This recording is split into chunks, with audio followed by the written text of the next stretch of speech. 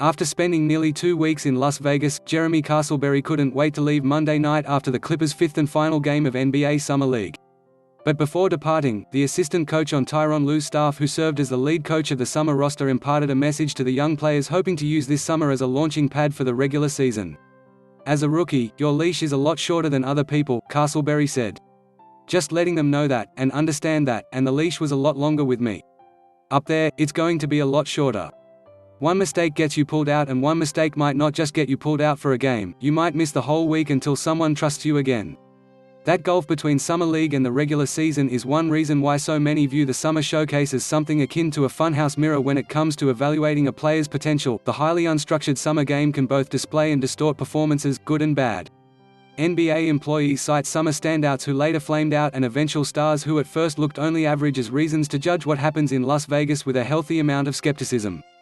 Yet in the case of the Clippers, there was reason to watch closely. With a roster built around 2021 draft picks Keon Johnson, Preston and Brandon Boston Jr., and 20-year-old Jay Scrubb, this was one of more fascinating summers in recent memory. Las Vegas represented the first professional proving ground for a young group the Clippers hope will one day be ready to complement their established core. The first step to doing that, Castleberry added, is following another piece of advice: we got a lot of guys in place, we got a lot of pieces in place, so if they're going to want to see time on the floor, it's going to come on the defensive end, Castleberry said.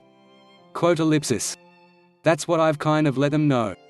This was a lot of fun and a lot of these guys got to shoot shots that they probably wouldn't shoot with our big team, so it's understanding where they've got to hang their hat on, and that's got to be on defense."